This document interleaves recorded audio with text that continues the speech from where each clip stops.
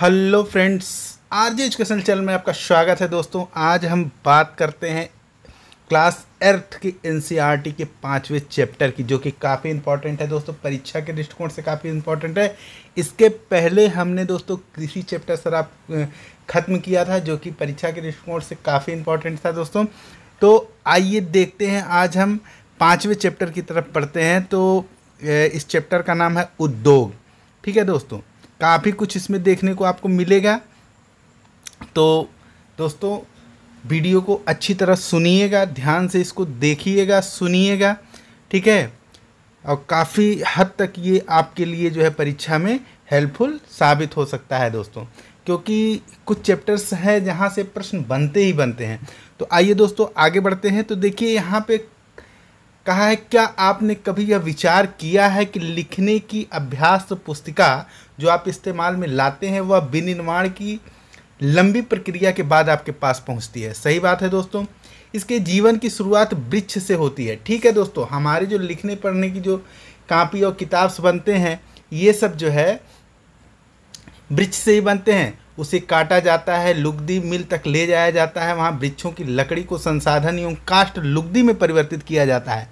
काष्ठ लुगदी की रासायनिक द्रव्य के साथ मिलाया जाता है और अंततः मशीनों के द्वारा कागज के रूप में परिवर्तित किया जाता है। यह कागज प्रेस में जाता है और रसायनों से निर्मित स्याही का इस्तेमाल पृष्ठों पर रेखाएं छापने में किया जाता है। इसके उपरांत पृष्ठों को अभ्यास पुस्तिका के रूप में बांधकर पैक करके बिक्री के लिए बाजार भेज दिया जाता है। अंत में आपके हाथों में पहुंचती है। ठीक है दोस्तों, अब देखिए द्वितीय क्रियाकलाप की बात करता है। ठीक है,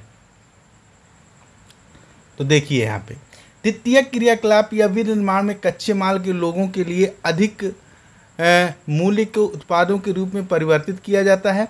जैसे कि आपने देखा, लुगदी कागज के रूप में और कागज अभ्यास पुस्तिका के रूप में है। ये विनिर्माण प्रक्रिया दो चरणों में प्रदर्शित होती है दोस्तों। एक है उद्योग। ठीक है, उद्योग का संबंध आर्थिक गतिविधि से है, जो कि वस्तुओं के उत्पादन, खनिजों के निष्कर्षण अथवा सेवाओं की व्यवस्था से संबंधित है। इस प्रकार लोहा और इस्पात उद्योग वस्तुओं के उत्पादन से संबंधित हैं। कोयला खनन उद्योग कोयले की धरती से निकालने से संबंधित है तथा पर्यटन सेवा देने से संबंधित उद्योग है। अब देखिए दोस्तों, आगे बढ़ते हैं, उद्योगों का वर्गीकरण की बात करते हैं दोस्तों। तो उद्योगों का वर्गीकरण कच्चा माल, आकार और स्वामित्व के आधार पर किया जा सकता है। तो कच्चा माल स्वामित्व के आधार पर किया जा सकता है। तो इसमें देखिए दोस्तों, कच्चे माल के उपयोग के आधार पर उद्योग कृषि आधारित हो सकता है। ठीक है, खनिज आधारित हो सकता है, समुद्र आधारित हो सकता है और वन आधारित हो सकता है।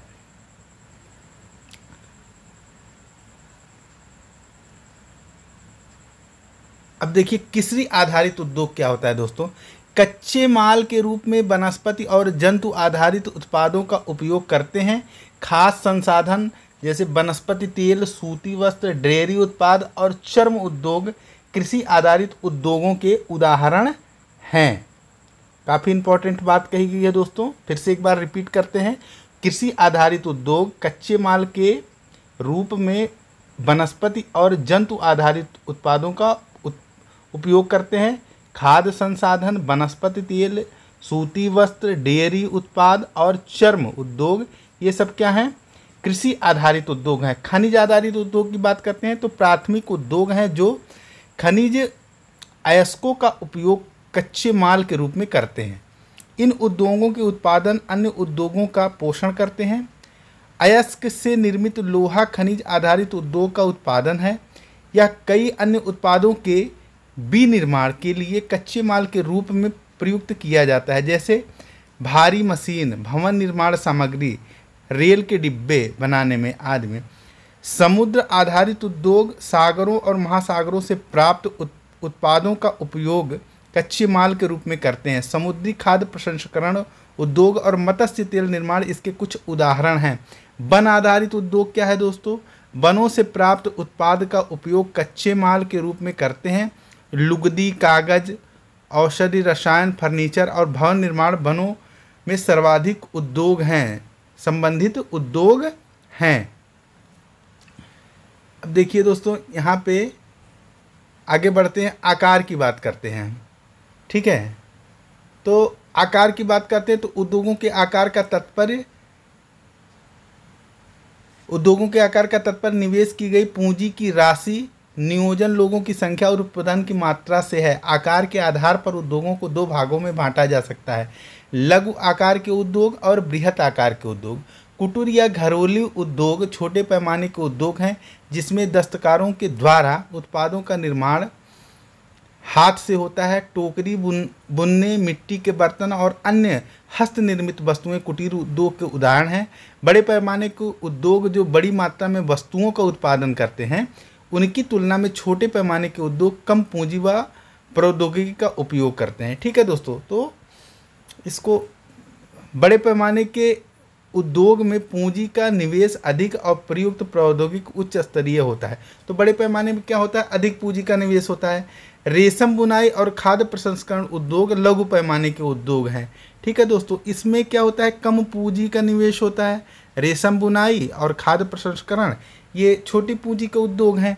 तो ऑटोमोबाइल और भारी मशीनों का उत्पादन बड़े पैमाने पर होता है। ठीक है, ये बड़े पैमाने के उद्योग हैं। इसके बाद स्वामित्व की बात करते हैं दोस्तों। तो देखिए, स्वामित्व के आधार पर उद्योगों को भी विभाजन किया गया है। तो देखिए, एक उद्योगों को निजी क्षेत्र, राज्य स्वामित्व अथवा सार्वजनिक क्षेत्र, संयुक्त क्षेत्र, सहकारी क्षेत्र में वर्गित किया जा सकता है। निजी क्षेत्र के उद्योगों का स्वामित्व और संचालन या तो एक व्यक्ति द्वारा या व्यक्तियों के समूहों द्वारा होता है। ठीक है, एक व्यक्ति के द्वारा या व्यक्तियों के समूहों द्वारा होता है। सार्वजनिक क्षेत्र के उद्योगों का स्वामित्व और संचालन सरकार द्वारा होता है, जैसे हिंदुस्तान एरोनॉटिक्स लिमिटेड और स्टील अथॉरिटी ऑफ इंडिया, ये संयुक्त क्षेत्र के उद्योगों का। तो देखिए, इसके दोस्तों जो क्या बोलते हैं निजी क्षेत्र के हैं, इसमें देखिए हिंदुस्तान एरोनॉटिक्स लिमिटेड है, स्टील अथॉरिटी ऑफ इंडिया, ये सब जो है इस प्रकार के उदाहरण है। संयुक्त क्षेत्र के उद्योगों की जब हम बात करते हैं तो देखिए,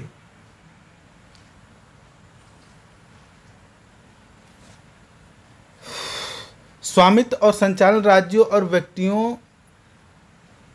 अथवा व्यक्तियों के समूहों द्वारा होता है। मारुति उद्योग लिमिटेड संयुक्त क्षेत्र के उद्योगों का एक उदाहरण है। ठीक है दोस्तों, तो देखिए मारुति उद्योग जो है ये संयुक्त क्षेत्र का एक उदाहरण है। ठीक है, सहकारी क्षेत्र के उद्योगों का स्वामित्व और संचालन कर कच्चे माल के उत्पादों या पूर्तिकारों, कामगारों अथवा दोनों द्वारा होता है। आनंद मिल्क यूनियन देखिए, आनंद मिल्क यूनियन लिमिटेड एवं सुधा डेयरी सहकारी उपक्रम के उत्तम उदाहरण हैं। ठीक है दोस्तों, अब देखिए आगे बढ़ते हैं हम। तो उद्योगों की अवस्था को प्रभावित करने वाले कारक, इनको दोस्तों कौन कौन से कारक प्रभावित करते हैं? वे कारक जो उद्योगों की अवस्था को प्रभावित करते हैं उनमें आपका क्या क्या है? देखिए, पहली चीज़ तो कच्चा माल इसको प्रभावित करता है कि उसकी उपलब्धता है कि नहीं है। फिर भूमि भी प्रभावित करता है, जल प्रभावित करता है, श्रम प्रभावित करता है, शक्ति प्रभावित करता है, पूंजी प्रभावित करता है, परिवहन प्रभावित करता है और बाजार भी प्रभावित करता है। उद्योग उन्हीं स्थानों पर केंद्रित होते हैं जहां इनमें से कुछ या ये सभी कारक आसानी से उपलब्ध होते हैं। अरे भाई, कहीं ऐसी जगह से, निर्जन जगह से में तो कोई उद्योग नहीं लगाएगा। ये मूल फैक्टर है जिन अगर ये दशाएं वहाँ पे उपलब्ध हैं तो वह उद्योग सक्सेस होने के चांसेस सबसे ज़्यादा होते हैं। ठीक है, तो देखिए जहाँ इनमें से कुछ या ये सभी कारक आसानी से उपलब्ध होते हैं। कभी कभी सरकार कम दाम पर विद्युत उपलब्धता, कम परिवहन लागत तथा अन्य अवसंरचना जैसी प्रोत्साहन प्रदान करती है ताकि पिछड़े क्षेत्रों में भी उद्योग स्थापित किया जा सके। औद्योगिकरण से प्रायः नगरों और शहरों का विकास एवं वृद्धि होती है। देखिए दोस्तों, उद्योगों की अवस्था से संबंधित कारक की यहाँ बात करी गई। यहाँ देखिए डायमेंशनल माध्यम से समझाया गया है। देखिए ये उद्योग हैं, इनको स्थापित करने के लिए ये कारक होने चाहिए, जैसे संचार होना चाहिए, परिवहन का माध्यम होना चाहिए यानी कि सड़कों का आवागमन होना चाहिए, ठीक है, माल एक जगह से दूसरे जगह पे ले जाया जा सके, भूमि बढ़िया होनी चाहिए, विद्युत होना चाहिए, कच्चे माल की उपलब्धता होनी चाहिए, श्रम की उपलब्धता होनी चाहिए, पूंजी उसमें निवेश होना चाहिए, बाजार भी व्यवस्थित होना चाहिए, बाजार की उपलब्धता होनी चाहिए, और जल। ये सब कारक हैं जो कि एक उद्योग को बेहतर उद्योग के स्थापित करने में अपनी महत्वपूर्ण भूमिका निभा सकते हैं। ठीक है, अब देखिए औद्योगिक तंत्र की बात करते हैं तो औद्योगिक तंत्र में निवेश, प्रक्रम और निर्गत शामिल हैं। निवेश में कच्चे माल, श्रम और भूमि की लागत, जल की उपलब्धता, परिवहन, विद्युत और अन्य अवसंरचना शामिल हैं। प्रक्रम में कई तरह के क्रियाकलाप शामिल हैं जो कच्चे माल को परिष्कृत माल में परिवर्तित करते हैं। निर्गत अंतिम उत्पादन और इसमें अर्जित आय है। सूती वस्त्र उद्योग के संदर्भ में कपास, मानव श्रम, कारखाना और परिवहन लागत निवेश हो सकते हैं। प्रक्रमों में उटाई, कटाई, बुआई, रंगाई और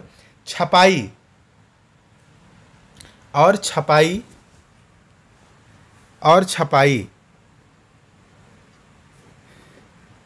ये सब हो सकते हैं, शामिल हैं।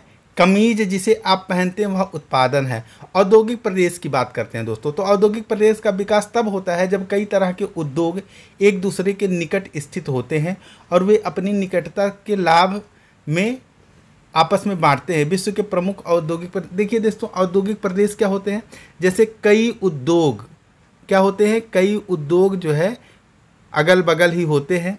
ठीक है, मान लीजिए एक उद्योग ये है, एक उद्योग ये है, एक प्रकार से इस तरह से एक क्षेत्र विकसित हो जाता है तो उसी को औद्योगिक प्रदेश कहा जाता है। वे अपनी निकटता का लाभ आपस में बांटते हैं। विश्व के प्रमुख उद्योगों की अगर बात करते हैं तो पूर्वोत्तर अमेरिका, पश्चिम और मध्य यूरोप, पूर्वी एशिया ये प्रमुख औद्योगिक प्रदेश हैं।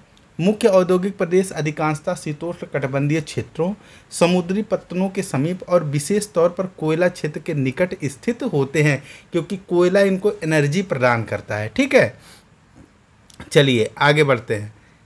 ये देखिए, ये फिगर के माध्यम से औद्योगिक प्रदेशों को दिखाया गया है। चलिए आइए हम इसको समझ लेते हैं। ठीक है, तो देखिए ये क्षेत्र है, यहाँ पे देखिए औद्योगिक प्रदेश को दिखाया गया है। विश्व के औद्योगिक पट्टी औद्योगिक प्रदेश, जो ये काला रंग का ये दिखाया गया है, ये औद्योगिक प्रदेश को डिनोट करता है। ठीक है, ये क्या करता है, औद्योगिक प्रदेश को डिनोट करता है। ठीक है, ये अमेरिका का औद्योगिक प्रदेश है। इसके बाद देखिए ये आपका जो है, इधर आप आएंगे दक्षिण अमेरिका के काले वाले क्षेत्र, ये सब औद्योगिक क्षेत्र है। फिर अफ्रीका का ये औद्योगिक प्रदेश है। ठीक है, इसके बाद इंडिया में आते हैं तो ये देखिए ये बेल्ट पूरा, ठीक है, ये इधर आते हैं तो यहाँ पे ये पूरा, ये सब चीज़ें जहाँ जहाँ काले क्षेत्र हैं। ठीक है दोस्तों, ये सब क्या है, औद्योगिक प्रदेश हैं। इसके बाद दोस्तों विश्व के औद्योगिक पट्टी की बात करते हैं तो ये इस कलर की ये दिखाया गया है। देखिए विश्व के औद्योगिक पट्टी को दिखाया गया है। ठीक है, मतलब इस क्षेत्र में उद्योगों का अवस्थितीकरण काफ़ी ज़्यादा है। देखिए यहाँ पे आप एशिया में आ जाते हैं तो यहाँ पे देखिए यूरोप और एशिया में देखिए पूरा औद्योगिक पट्टी बनी हुई है, यहाँ पे उद्योगों की अधिकता है। ठीक है, तो इस प्रकार से दोस्तों यहाँ पे दिखाने का प्रयास किया गया है। तो भारत में अनेक औद्योगिक प्रदेश हैं। अगर भारत की बात करते हैं तो यहाँ पे अनेक औद्योगिक प्रदेश पाए जाते हैं, जैसे आपका मुंबई पुणे समूह है, बंगलौर है आपका, तमिलनाडु प्रदेश, हुंगली प्रदेश, अहमदाबाद, बड़ोदरा, छोटा नागपुर औद्योगिक प्रदेश, विशाखापट्टनम, गुंटूर औद्योगिक प्रदेश, गुड़गांव, दिल्ली, मेरठ औद्योगिक प्रदेश, एवं कोलपक्कम, तिरुवनंतपुरम औद्योगिक प्रदेश, ये सारे औद्योगिक प्रदेश भारत में अवस्थित हैं। औद्योगिक विपदा की बात करते हैं दोस्तों, तो उद्योगों में दुर्घटना विपदा मुख्य रूप से तकनीकी विफलता या संकट उत्पन्न करने वाले पदार्थों के बेहतरीन उपयोग के कारण घटित होती है।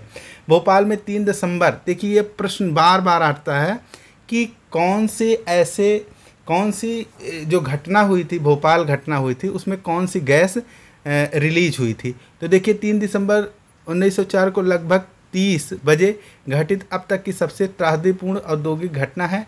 यह 1984 में घटित हुई थी। यह एक प्रौद्योगिक घटना थी जिसमें यूनियन कार्बाइड के कीटनाशी कारखाने में हाइड्रोजन साइनाइड तथा प्रगतिशील उत्पादों के साथ साथ अत्यंत विषैली मिथाइल आइसोसाइनाइड गैस, यही पूछता है दोस्तों, मिथाइल आइसोसाइनाइड गैस का रिसाव हुआ। 1989 में सरकारी सूचना के अनुसार 33.5 व्यक्तियों की मृत्यु हो गई। हजारों लोग इसमें बच गए, जो आज भी या तो अधिक बीमारियां या अंधापन, प्रतिरक्षा, मतलब विभिन्न प्रकार के रोगों से आज भी वो लोग ग्रसित हैं। तो आइए दोस्तों आगे बढ़ते हैं।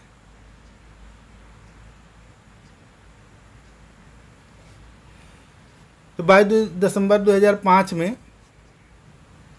अब एक घटना को और देखते हैं। 22 दिसंबर 2005 चीन में काओ चोंगिंग में गैस कूप विस्फोट में 243 लोगों की मृत्यु तथा 9,000 लोगों की दुर्घटनाग्रस्त हो गए थे और इन स्थानों में 64,000 लोगों को विस्थापित किया गया था। कई लोग विस्फोट के बाद न भाग सकने के कारण मर गए। वे जो समय पर भाग पाए उनकी आंखें, त्वचा और फेफड़े गैसों में क्षतिग्रस्त हो गए थे। जोखिम कम करने के उपाय, तो देखिए यहाँ कुछ उपाय किए गए हैं जिसमें जोखिम कम किए जा सकते हैं, जैसे घने बसे आवासीय क्षेत्रों से, औद्योगिक क्षेत्रों से अलग दूर कहीं उद्योग बनाए जाएं। उद्योगों के समीप बसने लोगों को दुर्घटना होने की स्थिति में विषैली या खतरनाक पदार्थों के संग्रहण और उसके संभावित प्रभावों को ज्ञात होना चाहिए। फिर आग की चेतावनी और अग्निशमन की व्यवस्था की उन्नत किया जाना चाहिए। फिर विषैले पदार्थों के भंडारण क्षमता की सीमा होनी चाहिए। उद्योगों में प्रदूषण नियंत्रण के उपाय को उन्नत किया जाना चाहिए। प्रमुख उद्योगों के वितरण की बात करते हैं, विश्व वितरण की दोस्तों बात करते हैं। यहाँ देखिए एक पॉइंट दिया गया, क्या आप जानते हैं? तो देखिए यहाँ पे उभरते हुए उद्योग, यहाँ पे क्या कहा गया है, उभरते हुए उद्योग सनराइज उद्योग के नाम से भी जाने जाते हैं। इसमें सूचना प्रौद्योगिकी, स्वास्थ्य लाभ, सत्कार तथा ज्ञान से संबंधित उद्योग शामिल हैं। अब देखिए प्रमुख उद्योगों की वितरण की हम बात करते हैं दोस्तों। तो विश्व के प्रमुख उद्योग की हम जब बात करते हैं तो देखिए लोहा इस्पात उद्योग, सूती वस्त्र उद्योग, सूचना प्रौद्योगिकी उद्योग, लोहा इस्पात उद्योग, वस्त्र उद्योग काफ़ी पुराने उद्योग है, जबकि सूचना प्रौद्योगिकी नया उभरता हुआ उद्योग है। वे जिसने लोहा इस्पात उद्योग अवस्थित है जर्मनी, संयुक्त राज्य अमेरिका, चीन, जापान और रूस है। वस्त्र उद्योग भारत, हांगकांग, दक्षिणी कोरिया, जापान और ताइवान से संकेंद्रित है। सूचना प्रौद्योगिकी उद्योग के प्रमुख केंद्र मध्यवर्ती कैलिफोर्निया के सिलिकॉन घाटी, कहाँ पे दोस्तों? सिलिकॉन घाटी, और भारत के बंगलुरु प्रदेश में है। लोहा इस्पात उद्योग की दोस्तों बात करते हैं। आइए, तो अन्य उद्योगों की तरह लोहा इस्पात उद्योग में भी बहुत से निवेश प्रक्रम और निर्गत शामिल हैं। यह एक पोषक उद्योग है जिसके उत्पादन अन्य उद्योगों के लिए कच्चे माल के रूप में प्रयुक्त होते हैं। उद्योग के लिए निवेश में श्रम की आवश्यकता होती है। श्रम, देखिए श्रम, पूंजी, स्थान और अन्य अवसंरचना के साथ साथ लौह अयस्क, कोयला और चूना पत्थर कच्चे माल के रूप में सम्मिलित हैं। लौह अयस्क में इस्पात निर्माण की प्रक्रिया कई चरण शामिल है। कच्चे माल को झोंका भट्ठी में रखा जाता है जहाँ यह प्रगलित होता है। देखिए इसके बाद यह संशोधित होता है और इस्पात होता है जो अन्य उद्योगों के कच्चे माल के रूप में प्रयुक्त किया जा सकता है। इस्पात कड़ा होता है और इसे आसानी से काटा और आकार दिया जा सकता है। इस्पात अथवा इससे तार बनाए जा सकते हैं। एल्युमिनियम, निकल, तांबा जैसी अन्य धातुओं को थोड़ी थोड़ी मात्रा में इस्पात में मिलाकर इसकी मिश्र धातुएं बनाई जा सकती हैं। मिश्र धातुएं इस्पात को असामान्य कठोरता, दृढ़ता और जंग प्रतिरोधक क्षमता प्रदान करती हैं। इस्पात प्रायः आधुनिक उद्योगों का मेरुदंड कहलाता है। लगभग सारी वस्तुएं जिसका हम लोग उपभोग करते हैं वे या तो लोहा या इस्पात से बने होते हैं अथवा धातुओं से निर्मित औजारों और मशीनों से बने होते हैं। पोत, रेलगाड़ी, ट्रक और ऑटो अधिकांशतः इस्पात से बने होते हैं। यहाँ तक कि सेफ्टी पिन और सुइयाँ जिसका उपयोग आप करते हैं वे भी इस्पात से बनती हैं। तेल कूप इस्पात से बनी मशीनों से वेधित किए जाते हैं। इस्पात की पाइपलाइन से तेल परिवहित किया जाता है। खनिजों का खनन इस्पात के उपकरणों से होता है। कृषि के यंत्र प्रायः इस्पात से बने होते हैं। विशाल भवनों का ढांचा इस्पात का बनाया जाता है। 1800 ईस्वी पूर्व के इस्पात उद्योग वहाँ स्थित थे। जहां कच्चा माल, विद्युत आपूर्ति और बहता जल आसानी से उपलब्ध थे। बाद में उद्योग के लिए आदर्श स्थित कोयला क्षेत्र में समीप नहरों और रेलवे के निकट थी। 1950 के बाद लोहा और इस्पात उद्योग समुद्र पत्तन के निकट सपाट भूमि के विशाल क्षेत्रों में केंद्रित होने शुरू हुए। ऐसा इसलिए हुआ क्योंकि इस्पात निर्माण का कार्य इस समय तक बहुत विशाल हो गया और लौह अयस्क विदेशों में आयात करना पड़ा। भारत में लोहा इस्पात उद्योग, कच्चा माल, सस्ते श्रमिक परिवहन और बाजार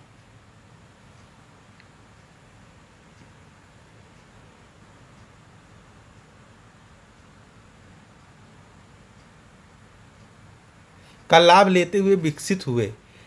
सभी महत्वपूर्ण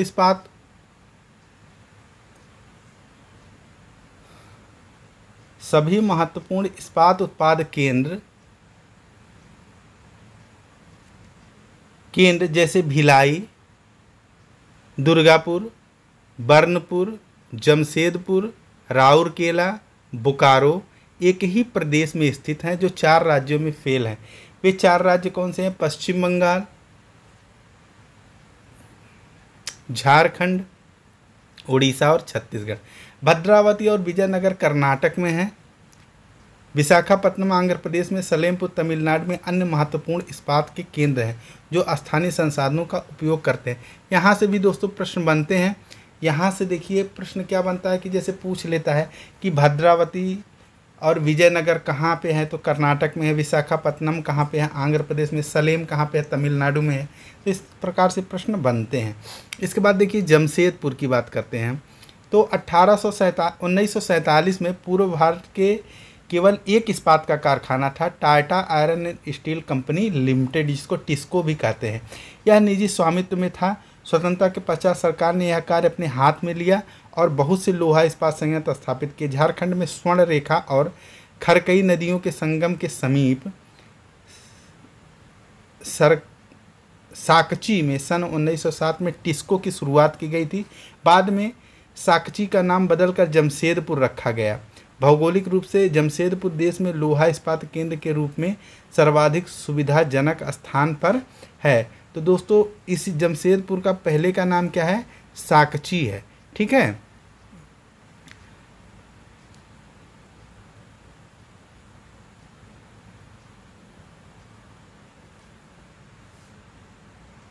चलिए देखते हैं, ये जमशेदपुर के लोहा इस्पात उद्योग की अवस्थिति यहाँ दिखाई गई है। ठीक है, यहाँ पे इसकी अवस्थिति दिखाई गई है दोस्तों।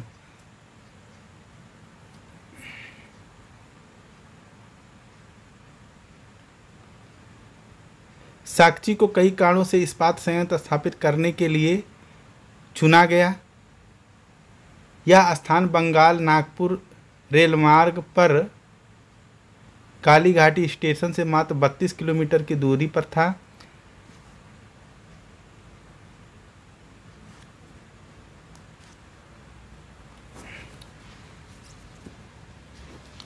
यह स्थान लौह अयस्क कोयला और मैग्नीज निक्षेपों के साथ साथ कोलकाता के निकट भी था, जहां विशाल बाजार उपलब्ध था।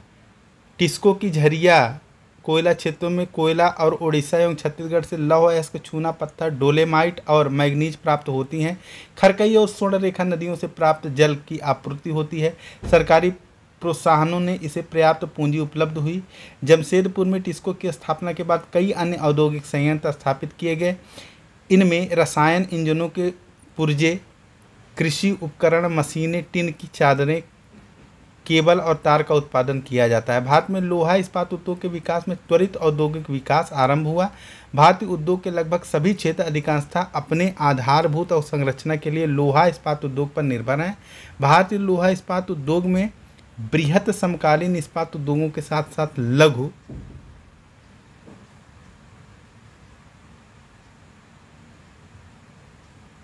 लघु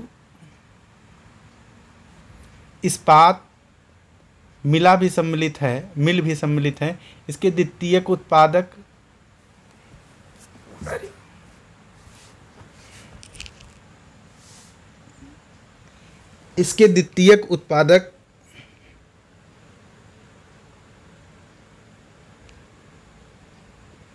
रालिंग मिल है और सहायक उद्योग भी शामिल हैं। पिट्सबर्ग की बात करते हैं। यह संयुक्त राज्य अमेरिका का एक महत्वपूर्ण इस्पात नगर है। पिट्सबर्ग ये संयुक्त राज्य अमेरिका का एक महत्वपूर्ण इस्पात नगर है। ठीक है, पिट्सबर्ग। तो ये प्रश्न पूछता है दोस्तों, कभी कभी जो है यहाँ से ये प्रश्न पूछता है। पिट्सबर्ग के इस्पात उद्योग को स्थानीय सुविधाएं उपलब्ध हैं। कच्चा माल जैसे कोयला पिट्सबर्ग से ही उपलब्ध है, जबकि लौह अयस्क मिनेसोटा की लोहे की खानों से प्राप्त होता है, जो पिट्सबर्ग के लगभग 1500 किलोमीटर दूर है। इन खानों और पिट्सबर्ग के बीच नौ परिवहन का सर्वोत्तम मार्ग ग्रेट लेक्स जलमार्ग आता है। यह अयस्क के नौ परिवहन हेतु सस्ता मार्ग है।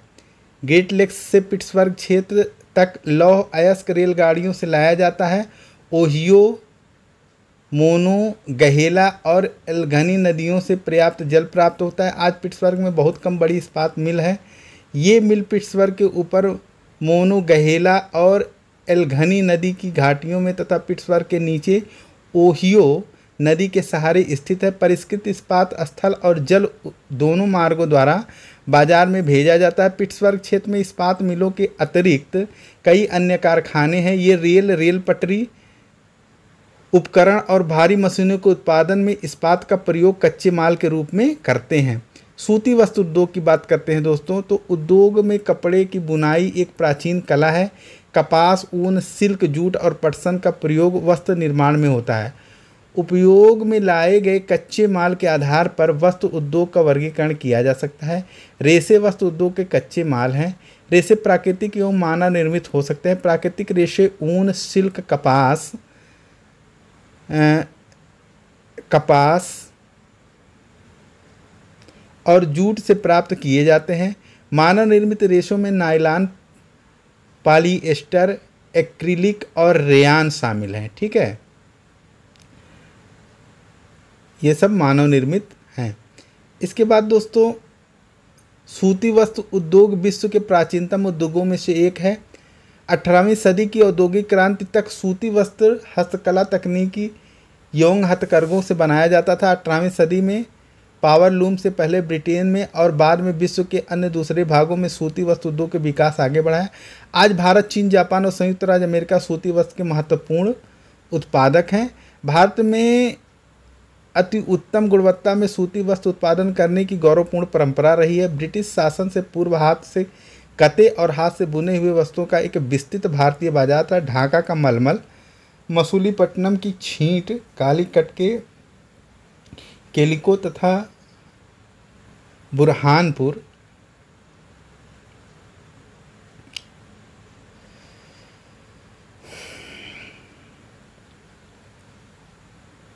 सूरत व बड़ोदरा के सुनहरी जरी के काम वाले सूती वस्त्र गुणवत्ता और डिजाइनों के लिए विश्वविख्यात है, लेकिन हाथ में बने होने के कारण सूती वस्त्र का उत्पादन महंगा और बनने में अधिक समय लेता था। इसलिए परंपरागत सूती वस्त्र उद्योग पश्चिम के नए वस्त्र मिलों के प्रतिस्पर्धा नहीं कर सके, जो सस्ते व अच्छी गुणवत्ता वाले वस्त्रों का निर्माण यंत्रीकृत औद्योगिक यूनिटों में करते थे। पहली सफल यंत्रीकृत वस्त्र मिल मुंबई में 1854 में स्थापित की गई। कब की गई दोस्तों? 1854 में पहली सफल मिल स्थापित की गई थी, और वो भी कहाँ? मुंबई में। उष्ण आर्द्र जलवायु, मशीन आयात के लिए पत्तन, कच्चे माल की उपलब्धता और दक्ष श्रमिक इस प्रदेश में इस उद्योग के द्रुत फैलाव में सहायक रहा।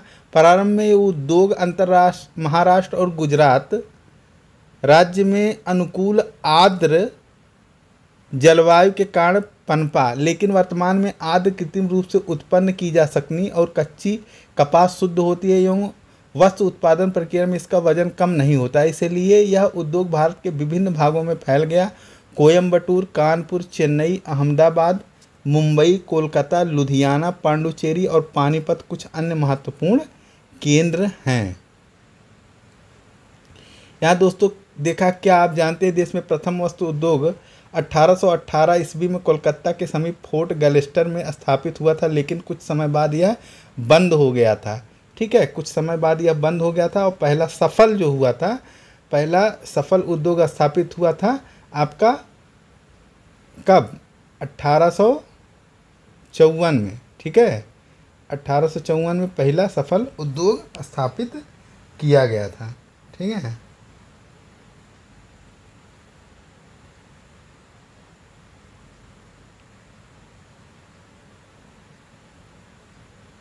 चलिए दोस्तों आगे बढ़ते हैं।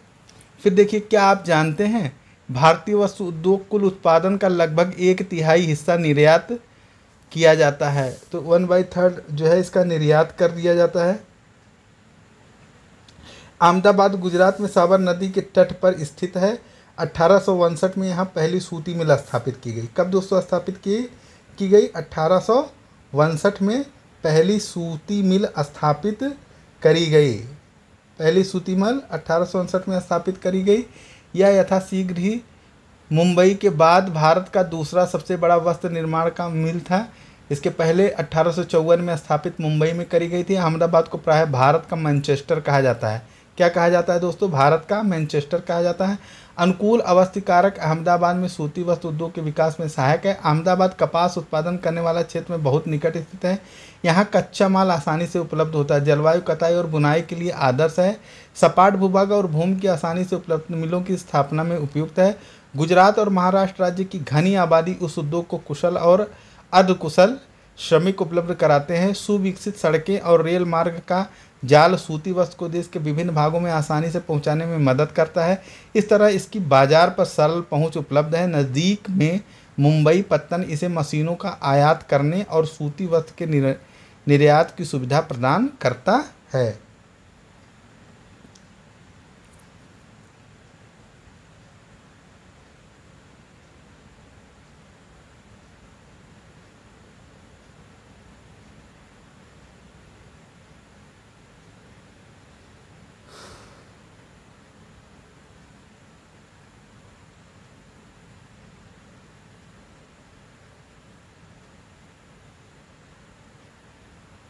चलिए दोस्तों आइए बात करते हैं सूचना प्रौद्योगिकी की।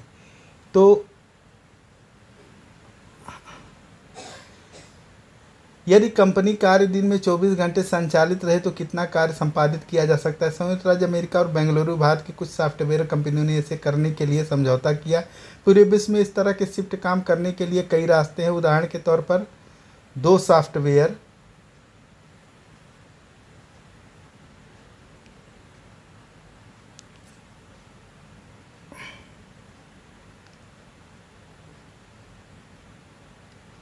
सॉफ्टवेयर व्यवसायी कैलिफोर्निया की सिलिकॉन घाटी में डैनी और बेंगलुरु में स्मिता एक ही परियोजना पर कार्य कर रहे हैं।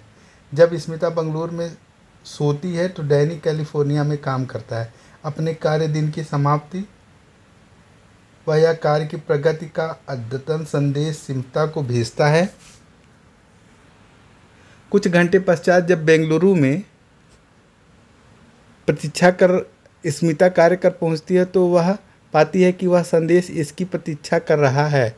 वह सीधे तौर पर परियोजना को कार्य में जुड़ जाती है। अपने कार्य दिन की समाप्ति के बाद वह अपने कार्य के परिणाम पुनः कैलिफोर्निया भेजती है। इस प्रकार से संवाद और कार्य साथ साथ करते हैं।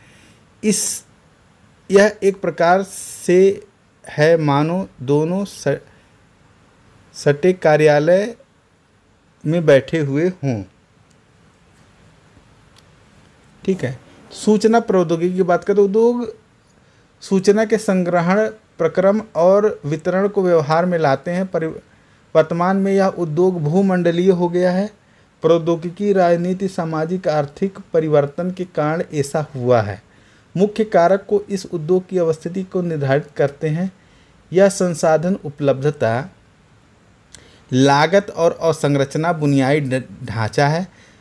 सूचना प्रौद्योगिकी उद्योग के मुख्य नाभि क्षेत्र कैलिफोर्निया की सिलिकॉन घाटी और भारत के बेंगलुरु में है। बेंगलुरु दक्कन पठार पर अवस्थित है, जहां से इसका नाम सिलिकॉन पठार पड़ा। यह शहर वर्ष, देखिए दोस्तों, इसको सिलिकॉन पठार भी कहते हैं। ठीक है, इसको क्या कहते हैं? सिलिकॉन पठार भी कहते हैं, इसलिए काफ़ी इम्पोर्टेंट है। इसको सिलिकॉन पठार भी कहते हैं। तो यह शहर वर्ष भर मृदु जलवायु के लिए प्रसिद्ध है। सिलिकॉन घाटी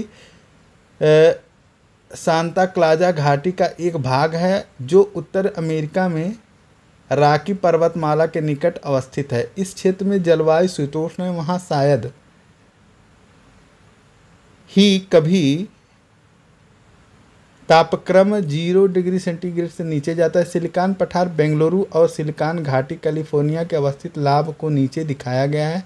आप इन दोनों शहरों के बीच समानताओं पर ध्यान दे सकते हैं। भारत में महानगरीय केंद्रों में अन्य उभरते सूचना प्रौद्योगिकी नाभि क्षेत्र है, जैसे मुंबई, नई दिल्ली, हैदराबाद, चेन्नई, अन्य स्थान और गुड़गांव, पुणे, तिरुवनंतपुरम, कोच्चि और चंडीगढ़ सूचना प्रौद्योगिकी।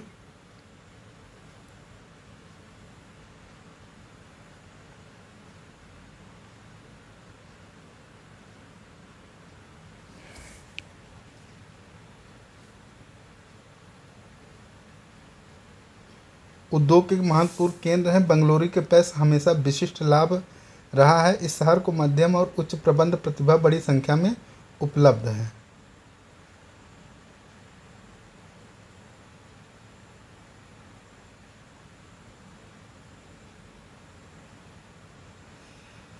क्या आप जानते हैं, देखिए यहाँ उच्च प्रौद्योगिकी उद्योग आपस में जुड़े होते हैं।